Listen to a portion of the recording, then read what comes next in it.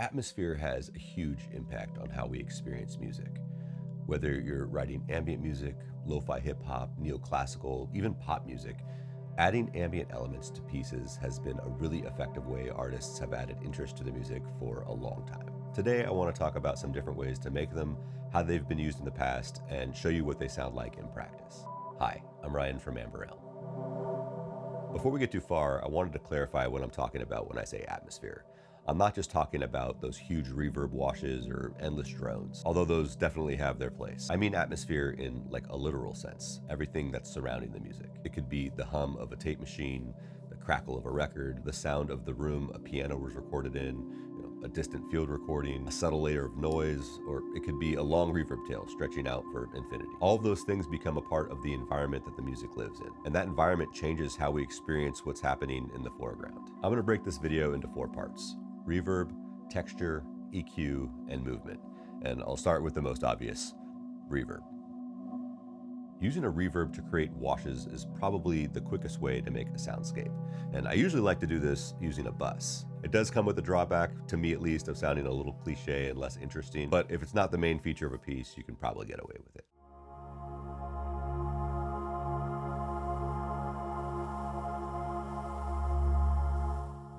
I'm going to use a couple of drones as the source material for our soundscape. For one, I'll use the Solar 42, and for the other, I'll use Ensemble Oscillator by 4MS.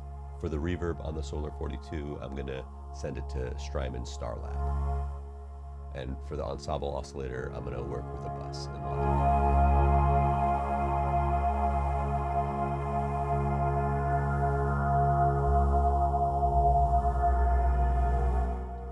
To make the wash a little interesting, I'll play the drone in a few different ways. I'll play it up and down an octave, I'll mess with the intervals, and in the Ensemble Oscillator, I'm going to mess with the oscillators.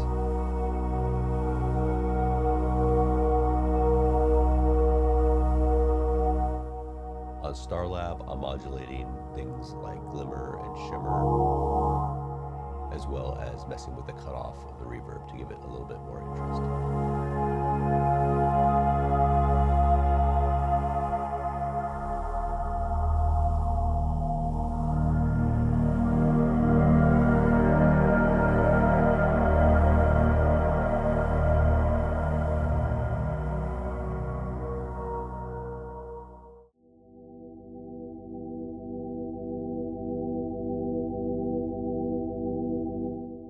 On the Ensemble Oscillator, I'm messing with the warp and twist knobs. I'm also giving a little cross frequency modulation and kind of messing with the spread just a little bit.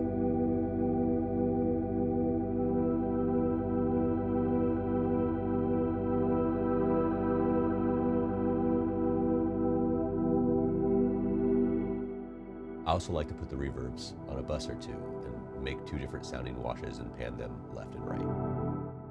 Later in the video, I'll probably have them moving in the mix by automating the pan and EQ, but I'll explain that in the movement section.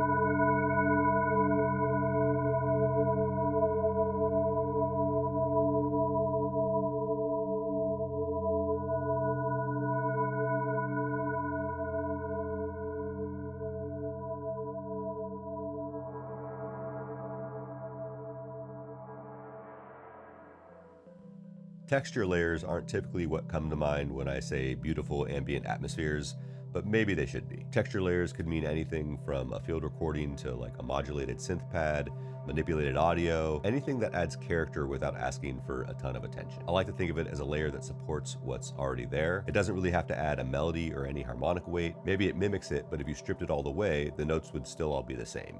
But the feeling probably wouldn't. And the thing is, this is just how I look at it. There's no hard and fast rules from any of this. If you want to have your texture be the thing that's adding the harmonic weight or giving the melody, that's cool, go for it, sounds fun. The point is, I don't think texture is necessarily there to be heard.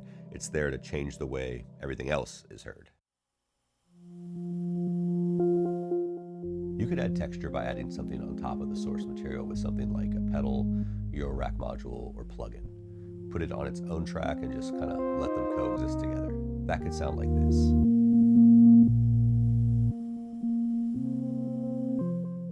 If you watch my channel, you're probably familiar with this sort of texture because it's one of my favorites.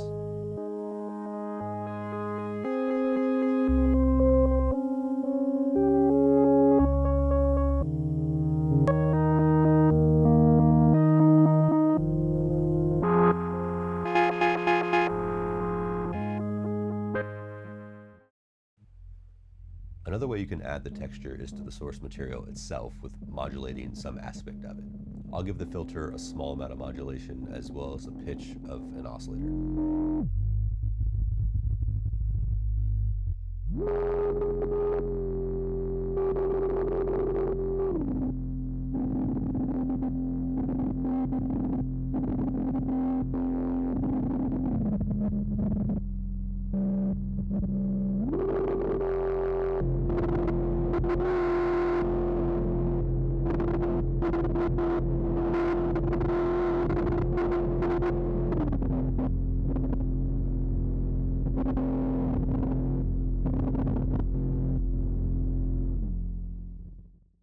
Another option is to add to the atmosphere by including things like room noise.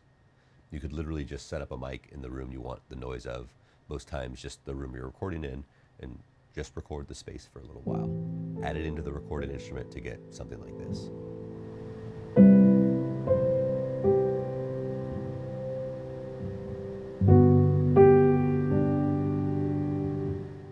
I tend to like to do this with recording piano because I'm close micing the piano. I don't always want the sound of the piano bouncing off the walls, but I do want the room noise and the ambience that comes along with it. So I'll record the room noise separately, close mic the piano, and then add the two together in Logic. And before I go on to the last two, I think it's important to remember that atmospheres aren't unique to ambient music. It's been used in all sorts of music for a really long time. In film scores, atmosphere is often used to create a sense of place before a melody ever begins. A low drone, a distant texture, the sound of a large space can tell you something about a scene before anyone says a word. In neoclassical music, the atmosphere can be just the room itself, or the click of the keys against the strings, the hammers, the pedal noise. All those things become part of the composition and how you experience it. Lo-fi hip-hop leans into atmospheres a lot by using things like tape noise, wow and flutter, vinyl crackle. They're not there by accident. They help create a feeling that's kind of warm and nostalgic. Even pop music uses atmospheres all the time. You might hear a subtle pad behind the chorus, a filtered vocal tucked away somewhere in the mix. The sounds are different, but the idea is still the same. They're all shaping the world that the music is living in.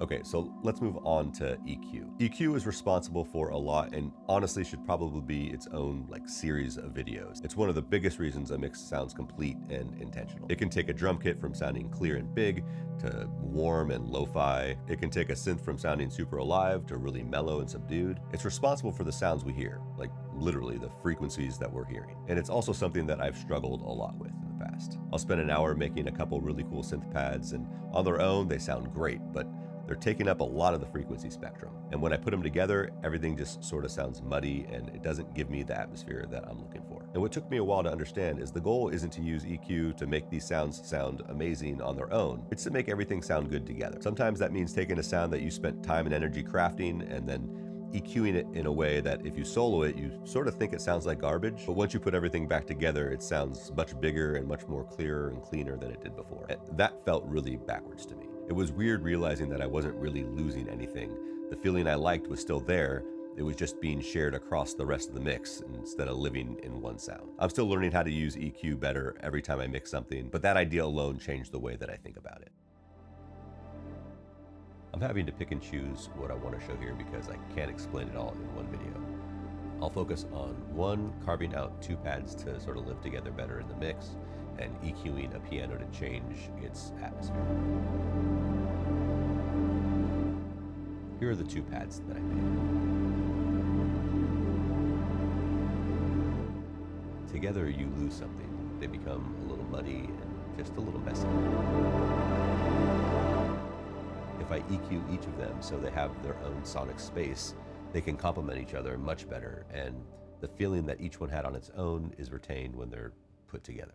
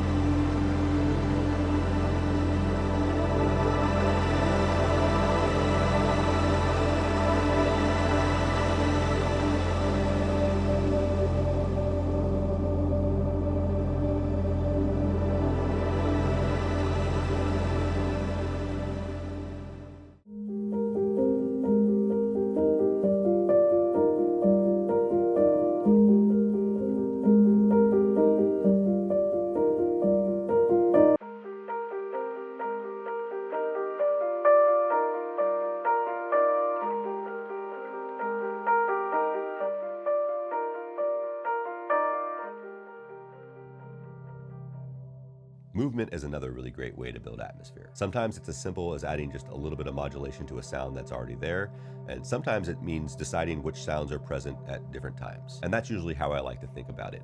I find a few sparse textures that I really enjoy, and I'll let one fade in while another fades out, and just how they interact with each other as they cross the paths and move in the stereo field. Nothing dramatic, but just enough to make it feel like the atmosphere is changing. And if I don't feel like automating the pan, one trick that I like to do is adding a really wide tremolo to the track or on a bus, and that way you get this nice panning effect without having to add any automation. I think movement keeps atmosphere from feeling too static. It gives your ears something new to notice every once in a while, which lets the main musical idea stay interesting for longer.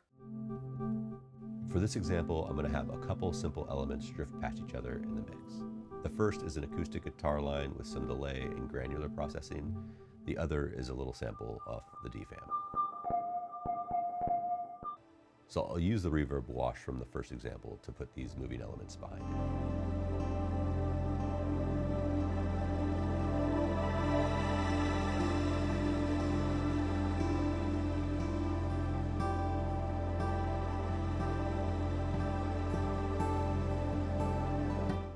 The truth is, when you're trying to create these beautiful ambient atmospheres, you're doing a mix of all these elements, sometimes all of them depending on the track. Reverb washes sound best when they have some movement, not just of the pan, but the EQ as well. And texture benefits with a little bit of reverb and EQ. None of them really work best on their own unless the atmosphere you're going for is really sparse.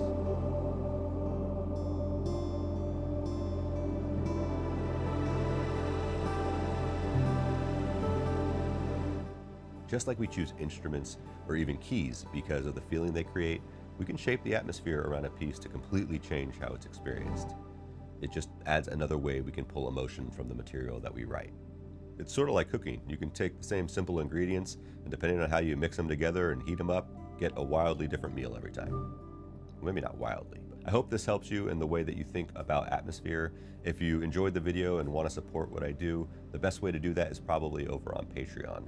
I share works in progress, finished pieces. I put my videos up there without ads, and it's a small but growing community, and I'd really like to see you there. Also, you can always just like this video, subscribe to the channel, or share it with at least one person who you think might find it useful. Have a good rest of your week.